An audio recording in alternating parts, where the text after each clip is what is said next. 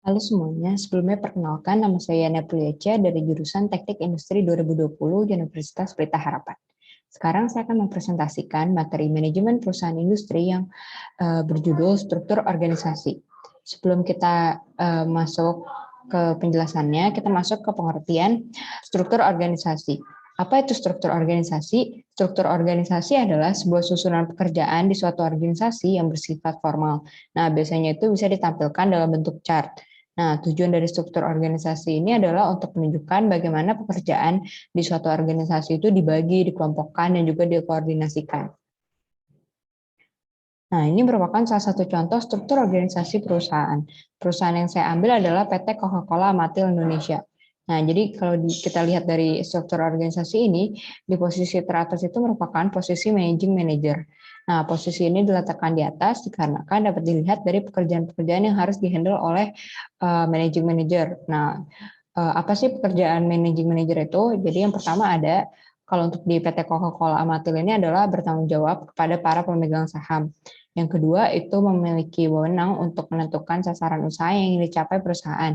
Yang ketiga untuk menentukan rencana kerja dan anggaran pendapatan serta belanja perusahaan.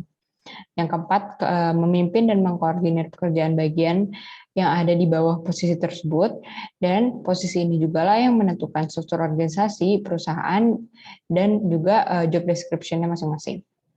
Nah, di bawah managing manager itu ada marketing director, finance director, technical director, corp affairs director, dan juga HRD director. Nah, posisi yang berada di bawah managing manager itu biasanya bertanggung jawab kepada posisi yang berada di atasnya, yaitu managing manager. Nah, seperti pada contohnya itu marketing director sendiri. Di sini tuh dia bertanggung jawab kepada managing manager terhadap semua aktivitas marketing manager dalam menangani subdivisi Coca-Cola, Diet Coke, Fanta, Sprite, Presti, Ades, Fiska, dan juga Deska. Nah, marketing manager sendiri itu bertanggung jawabnya itu ke marketing director, karena posisinya itu kan dia berada di bawah marketing director itu sendiri. Dan juga selanjutnya itu ada brand manager. Nah, brand manager sendiri itu bertanggung jawabnya ke marketing manager. Kenapa? Karena brand manager itu merupakan subdivisi dari marketing manager untuk dari marketing manager. Nah, untuk sisanya itu seperti finance director, technical director, corporate affairs director, juga HRD director, itu dia bertanggung jawabnya ke managing manager karena semuanya itu berada di bawah garis langsung ke managing manajernya. Jadi misalnya kalau kayak finance director itu dia mengurusi bagian seperti finance seperti tentang biaya, transaksi, dan lain sebagainya, tetapi tetap bertanggung jawab itu ke managing manager. Kalau technical director itu lebih ke arah kegiatan produksi dan lain sebagainya. Nah, selanjutnya kita masuk ke organizational design. Organizational design ini adalah sebuah proses yang mencakup pembuatan keputusan berdasarkan 6 elemen. Jadi yang pertama itu ada work specialization. Terus work specialization itu adalah pembagian tugas berbeda ke pekerjaan yang berbeda juga sehingga dinilai lebih efektif dan efisien. Jadi dibandingkan dengan semua pekerja melakukan berbagai macam proses dari bahan baku langsung ke akhir produk itu secara sendirian. Nah, work specialization ini memisahkan hal tersebut. Jadi setiap pekerjaan yang berbeda itu dilakukan oleh orang berbeda juga. Jadi pembagian ini itu dinilai lebih efektif jika seseorang melakukan pekerjaan tersebut secara berulang kali. Nah, yang kedua itu ada departmentalization, itu adalah pengelompokan atau penggabungan beberapa pekerjaan menjadi satu tim untuk memudahkan koordinasi. Yang ketiga itu ada chain of command. Ini adalah garis otoritas atau wewenang yang membedakan antara posisi atas atau bawah suatu organisasi. Nah, selain itu ada juga kalau di chain of command itu ada line authority dan juga staff authority. Nah, yang keempat itu ada span of control. Jadi span of control adalah jumlah pekerja atau bawahan yang dapat dihandle oleh seorang manajer secara efektif di suatu organisasi. Nah, sebelumnya dikatakan bahwa biasanya itu span of control ini tergantung dengan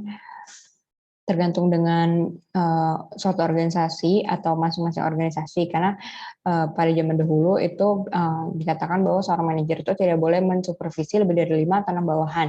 Nah, tetapi rentang kendali itu yang dimiliki masing-masing manajer itu berbeda tergantung dengan situasi organisasi mereka. Mungkin seperti kemampuan manajernya, pengalaman manajernya, dan juga bahkan kemampuan para bawahannya itu mempengaruhi. Jadi semakin bagus kemampuan manajer dan bawahannya, maka semakin besar juga span of control yang dapat dihandle oleh seorang manajer. Nah, untuk yang keempat, untuk yang selanjutnya yang kelima itu ada centralization dan juga decentralization. Nah, centralization atau sentralisasi ini adalah ketika pengambilan keputusan itu diambil oleh bagian atas di suatu level organisasi, dan bagian bawah itu mungkin hanya membantu sedikit dalam pengambilan keputusannya. Sedangkan kalau desentralisasi adalah ketika pengambilan keputusan itu lebih dilakukan oleh pekerja dengan posisi bagian bawah di suatu level organisasi. Nah, jadi di suatu organisasi itu pengambilan keputusan itu dilakukan tidak hanya berdasarkan salah satunya saja biasanya. Jadi akan tetap ada keduanya, yaitu sentralisasi dan juga desentralisasi sendiri. Nah, menimbang kenyataan bahwa tidak selamanya harus bagian atas di suatu level organisasi yang mengambil keputusan. Akan tetapi pekerja yang langsung berhubungan dengan pekerjaan itu harus mengambil keputusan. Nah, lalu kita ada yang terakhir, yang keenam itu adalah formalization. Nah, formalization adalah seberapa standarisasi suatu pekerjaan organisasi yang dimana perilaku pekerjanya itu diarahkan oleh peraturan dan prosedur yang ada. Nah, organisasi dengan formalisasi yang tinggi itu biasanya membuat pekerjanya tidak memiliki kebebasan atau keluasan dalam menentukan pekerjaannya, karena sudah ada standar yang dibuat oleh organisasi tersebut dengan sangat jelas. Cuma sebenarnya ada positifnya juga, jadinya para pekerjanya itu tidak perlu kebingungan menentukan apa yang harus mereka kerjakan karena semuanya sudah jelas.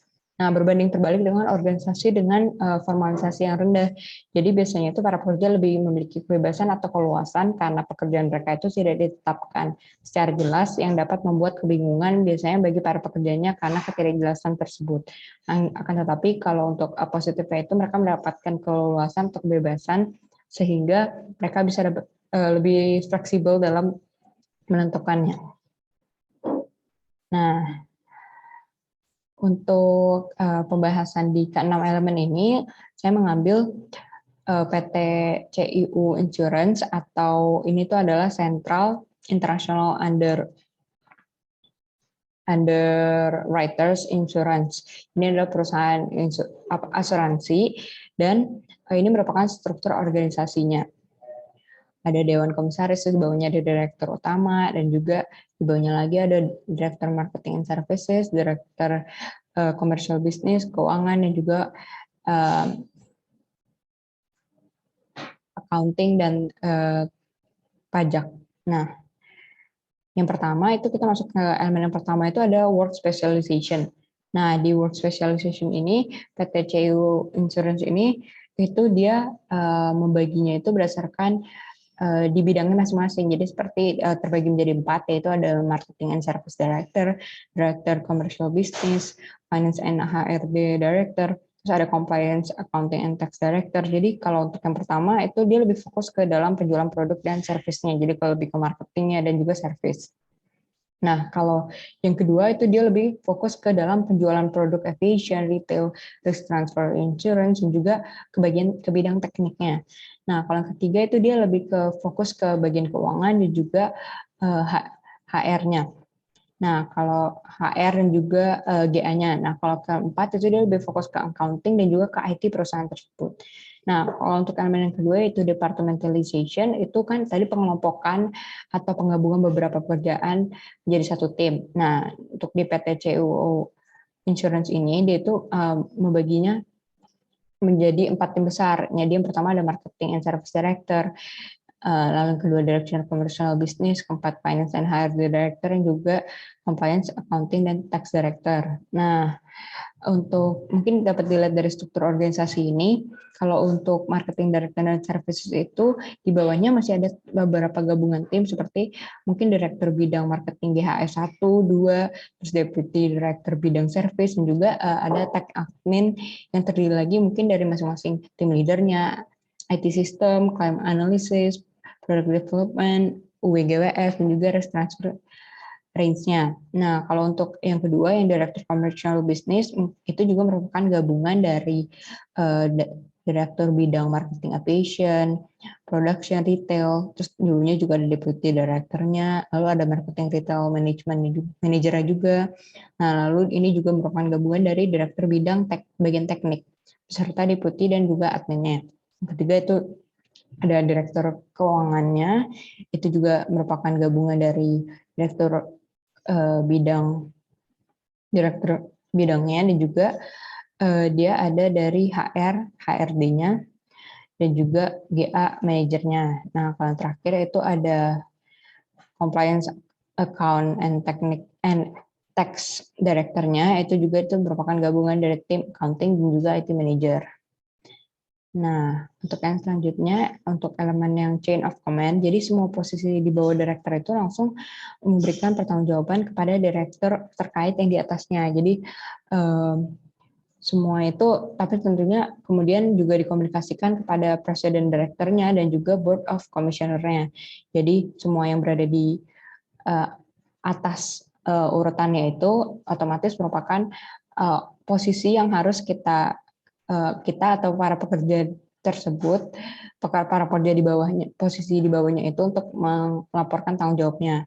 Nah, selanjutnya itu ada span of control. Nah, span of control ini PTCU ini memiliki maksimal 5 atau 6 tingkatan dalam struktur organisasi agar gap-nya itu tidak terlalu jauh sehingga tetap ada interaksi. Jadi dia memiliki maksimal 5 atau 6 tingkatan saja agar kalau misalnya ada konsultasi atau interaksi terkait dengan pekerjaannya, mereka itu bisa saling berinteraksi. Jadi mungkin kalau misalnya tingkatannya terlalu besar menurut mereka itu jadinya mereka tidak dapat melakukan interaksi langsung dengan mungkin yang direktur urutan posisi paling atas dengan yang paling bawahnya.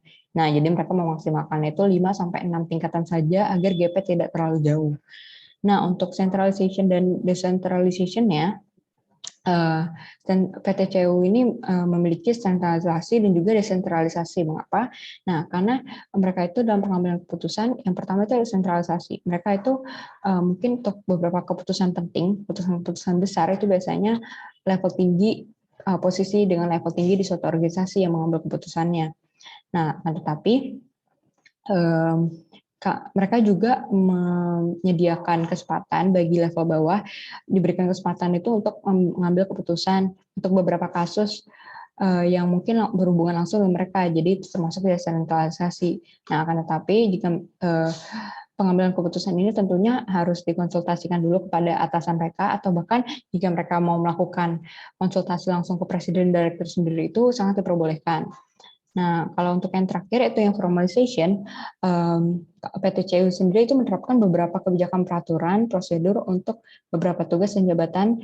Nah, terutama itu untuk menyangkut nama baik perusahaannya. Nah, mereka tetap, walaupun mereka itu tetap fleksibel, tetapi mereka tetap menerapkan beberapa peraturan utama untuk menjaga nama baiknya. Tetapi di PTCU ini mungkin lebih fleksibel, jadi tidak sangat terpaku ke peraturan yang sangat mendetailnya.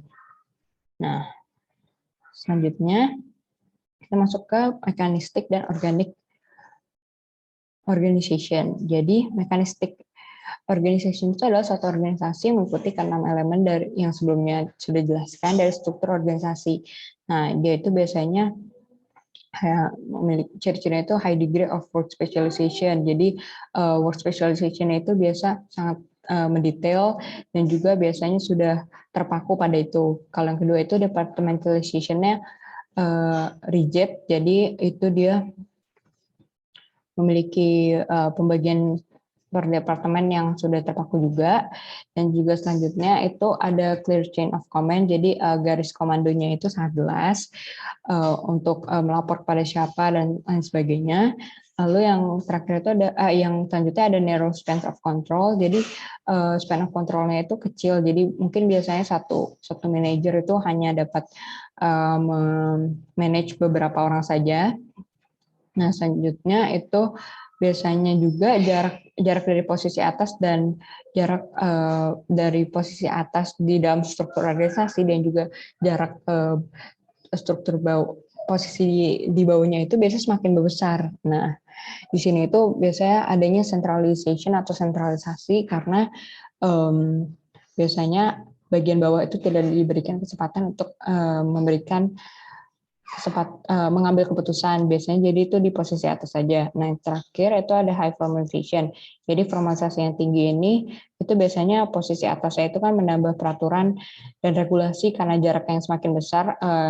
Jadi kan sulit bagi mereka untuk mengontrol langsung. Jadi mereka mungkin menambahkan peraturan-peraturan supaya anak-anak atau pekerja-pekerja yang berada di bawah-bawahnya itu dapat mengikutinya dengan jelas dan mereka dapat mengontrolnya melalui peraturan-peraturan tersebut. Nah, sedangkan kalau organic organization itu sebenarnya hampir mirip dengan mechanistic organization. Hanya saja ini merupakan bentuk adaptasi yang lebih fleksibel dan juga biasanya lebih cocok untuk organisasi dengan lingkungan yang tidak menentu. Nah, ini dia biasanya cross-functional teams, cross-hierarchical teams, terus free flow of information, jadi cirinya itu. Terus selanjutnya span control-nya itu lebih besar. Jadi karena biasanya mereka itu meng-hire-nya pekerja-pekerja yang lebih profesional. Nah, karena sudah lebih profesional, jadi mereka berani untuk melakukan span of control yang lebih besar. Jadi satu manajer tuh bisa memanage jauh lebih banyak dibanding yang mechanistic organization. Karena menurut mereka dengan keprofesional mereka yang pekerja yang sudah mereka hire itu, mereka dapat lebih di-manage dengan lebih baik, jadi tidak perlu dibimbing secara langsung, jadi mungkin jika dilakukan briefing saja mereka juga sudah bisa gitu. Nah, dan biasanya di sini tuh sistemnya desentralisasi karena pekerja yang di-hire itu udah profesional, jadi sistem desentralisasi ini tentunya memudahkan para pekerjanya itu langsung mengambil keputusan. Nah, jadi mengandalkan keprofesionalitas mereka. Nah, kalau untuk formalisasinya itu juga tingkatnya rendah. Mengapa? Karena peraturan yang ada kan lebih sedikit, dikarenakan pekerja itu yang diambil kan sudah profesional dan sudah di-training dengan baik, sehingga dengan peraturan yang lebih sedikit, mereka tetap bisa secara profesional mengerjakan pekerjaan mereka, tetapi juga dengan leluasa. Nah, PT CIU Insurance ini itu lebih ke sebenarnya lebih keduanya, jadi ke organik iya dan juga ke mekanistik itu iya. Mengapa? Dia lebih ke mekanistik karena departemennya itu dibagi berdasarkan bidangnya masing-masing dan tidak ada departemen yang melakukan penyelangan gitu. Jadi tidak bekerja satu sama lain. Cuma mungkin ada departemen yang dibagi timnya itu tidak berhubungan langsung bidangnya seperti yang tadi ada yang bagian finance dan juga berada di satu departemen dengan yang departemen HRD. Nah, mungkin itu, tetapi untuk sisanya itu lebih ke berdasarkan bidang masing-masing. Nah, sebenarnya juga kalau di PT CIU Insurance ini kita dapat melihat dengan jelas ada garis otoritasnya. Jadi untuk yang posisi di bawah itu pasti melapor ke bagian posisi di atasnya.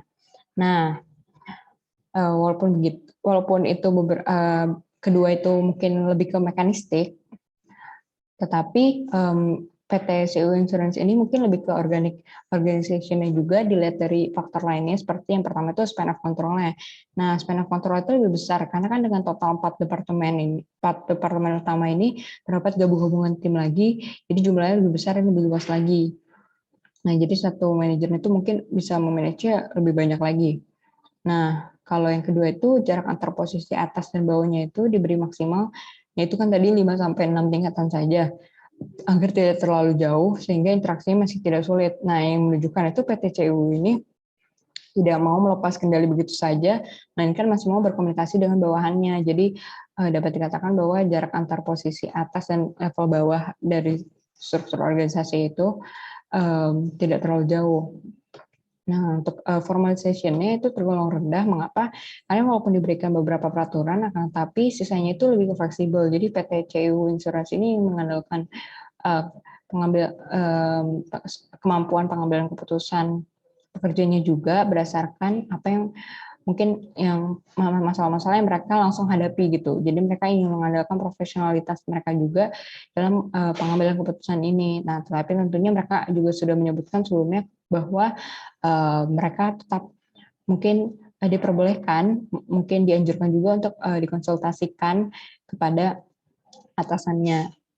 Nah, yang terakhir itu, nah jadi mungkin itu mengapa PT CU Insurance ini merupakan lebih ke keduanya, tetapi mungkin ranahnya itu mereka lebih ke organic organization karena mungkin lebih fleksibel juga, dan mereka berada di lingkungan yang tidak menentu karena kan ini kan mengenai asuransi,